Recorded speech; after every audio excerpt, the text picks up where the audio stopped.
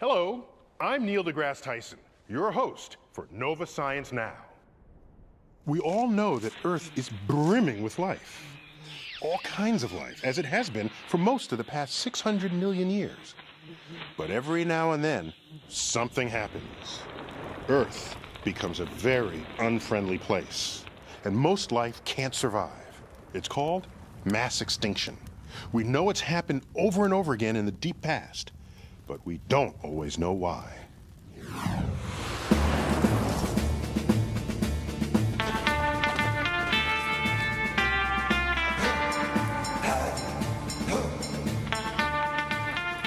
In a remote Nevada desert, a team of investigators is trying to solve an old murder mystery.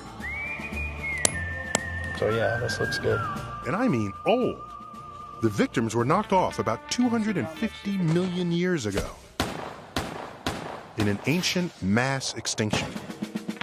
Based on the fossil record, this is probably the most profound extinction of animal life. There's no other time in the last 600 million years that you wipe out 95% of all the species in the ocean. Geologist Sam Bowering and paleontologist Doug Irwin think this hillside might be a scene of the crime. They're looking for clues to find out what caused the mysterious end of the geologic period, known as the Permian. The Permian world and the extinction that ended the Permian world really reset the nature of life on this planet. This is a straight nautiloid. Paleontologist Peter Ward has spent years collecting fossils from the strange time of the Permian. Permian would have looked very different to us.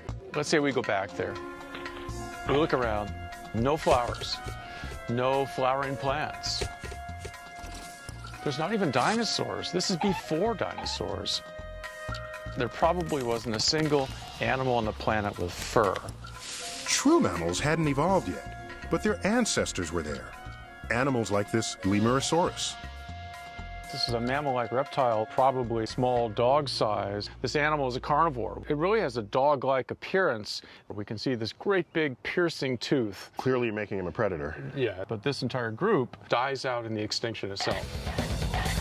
There were creatures right out of a science fiction movie, like plant-eating listosaurs, and ruining their dinner, monstrous gorgons. The extinction ravaged the oceans, once filled with exotic animals. But then, about 250 million years ago, almost everything on sea and land died. So, who's the culprit? What could kill off so much life? Could it be climate change? Global warming? Or would you need something from out of this world? There have been at least 5 major extinctions in the past 600 million years.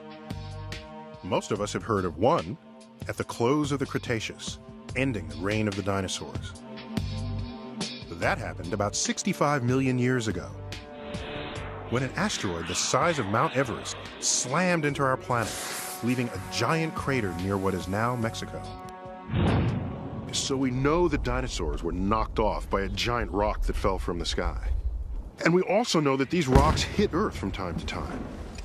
So when we try to figure out what caused all the mass extinctions of the past, shouldn't it just make sense that they'd also be caused by comets and asteroids? I went into this controversy fully expecting to find all the evidence for impact. And at the end of the Cretaceous, we see this. We see lots of comet material or asteroid material. Not to mention the crater, of course. Not to mention the crater, and least of all the crater. So you've got the smoking gun, and the bullets, and of course the dead bodies, I guess. Well, the only thing we have at the end of the Permian are the dead bodies. So if asteroids and extinction don't necessarily go hand in hand, what does Earth do with all those asteroids that come our way? The Earth is hit by asteroids all the time, big ones. Doesn't cause mass extinction. Why not look for something a little bit different? But where can we find that something? Here's the boundary right here. This Nevada hillside might be one of a few existing Permian crime scenes in North America. But the team must date the rocks to see if they're the same age as the extinction. Timing is everything. You have to have rocks that can be dated precisely. Back at the lab, the team breaks down the rock, rare elements reveal when the rock formed. The results? About 250 million years old. So this is a crime scene. But where's the killer? What kind of a disaster other than an asteroid could destroy so much life? One of the prime suspects is an ancient group of volcanoes, now dormant, whose remains lie in eastern Russia. Known as the Siberian Traps, these were no ordinary volcanoes. Most people, when they think of volcanoes, think of Mount St. Helens or Mount Pinatubo. That's nothing like these volcanic episodes. The Siberian Traps oozed lava for up to 1 million years, smothering an area about the size of the continental United States, in some places over 1 mile deep. That is a lot of lava. Sure is, but still, the lava was in Siberia, not in the rest of the world, not in the whole ocean. So why would almost everything on Earth die? Marine geochemist Lee Kump thinks he's found the answer. The key is in how big volcanoes could change the environment, including the chemistry of the Permian Ocean. To test his idea, he designed a computer model to simulate the Permian world. So the model starts out like a weather forecasting model or a climate model. It has the winds, there's the ocean currents that are driven by those winds, there are temperature variations, but the model also has life in it. All plants and animals and bacteria are in fact chemical factories, taking in nutrients and spewing out waste products. With life's chemistry factored in, Lee's model reveals a disturbing chain of events. It all starts with the Siberian Traps, but the trigger is not the incessant flow of lava, which would burn and bury any life nearby. No, the real culprits are the gases that the volcanoes spew into the atmosphere, including one we've all heard of lately, carbon dioxide. Carbon dioxide that's spewing out of these volcanoes is a greenhouse gas. Greenhouse gases trap the sun's heat in our atmosphere, forcing the whole Earth to warm up. Of course, that's global warming. But it doesn't end there. Global warming would have heated the Permian Ocean, and when it did, ocean chemistry would have changed dramatically. There's a difference between warm and cold water. Cold water can hold more gas than can warm water. And so this is fundamentally why we drink champagne and beer and soda cold rather than warm. What's true for champagne, beer, or soda is also true for the ocean and one of its most important gases, oxygen. Cold water can hold a lot of oxygen. Warm water can't hold much oxygen. And if water loses its oxygen, things can go from bad to worse. Lee and his research team have seen this firsthand at Green Lakes in central New York State. Hey Rob, you ready? This lake is narrow and deep, and there's little wind. As a result, the deeper waters have lost their oxygen. It's safe to swim in this lake as long as you stay above 70 feet. Below that, the oxygen-free water has attracted a deadly form of bacteria. There are bacteria that can thrive under those conditions, and those bacteria produce hydrogen sulfide. Hydrogen sulfide is a very toxic substance, and so the deep part of this lake is highly poisonous. Oh. It's also bright pink. There you go. Hey, thanks. Look at that. When we bring these samples to the surface, of course, they're rich in hydrogen sulfide. They stink like rotten eggs, and they're poisonous. Oh, that stinks. Yuck. The bright pink color comes from another microbe, purple sulfur bacteria, that thrive in hydrogen sulfide. Look at that.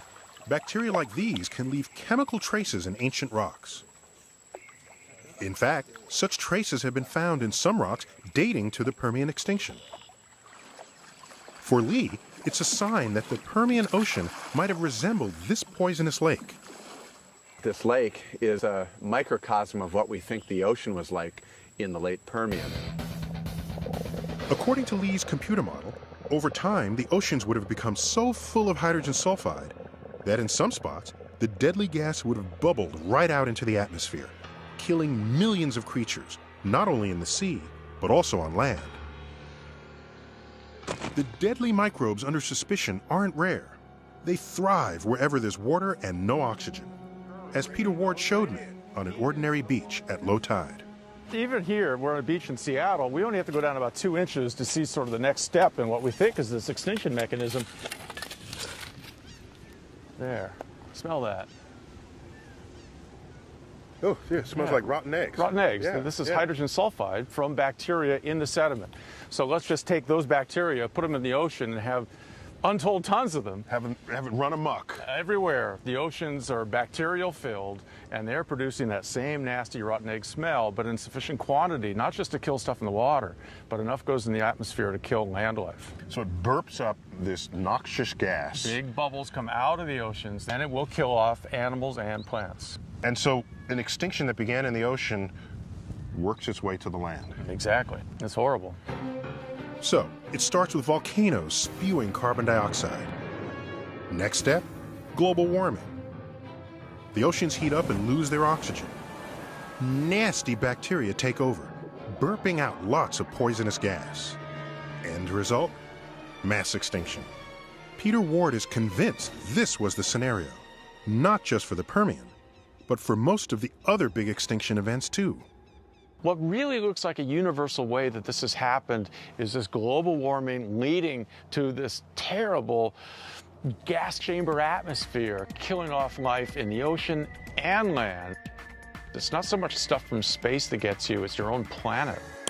The Nevada rocks offer some support for the idea, at least for the Permian. This whole area was once at the bottom of an ocean, and tests on the rocks have revealed that in the years leading up to the extinction, the deep ocean water here had lost its oxygen. The next step will be to probe these rocks for telltale signs of that nasty bacteria and hydrogen sulfide. Until there's more evidence, the detectives won't all agree that the case is closed. But these experts are convinced that Earth's own environment could be the perpetrator of a mass extinction, whether it's 250 million years ago or right now. We know for a fact that there have been huge changes in the environment and climate change. That could happen again today. No asteroids required. The Earth is an incredibly dynamic place. Lots happening. We have to understand those changes if we want to survive. Aloha means hello. Aloha means goodbye.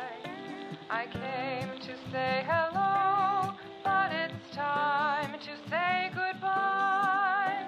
So if I'm ever back again, don't waste the time we have. Just say aloha, aloha.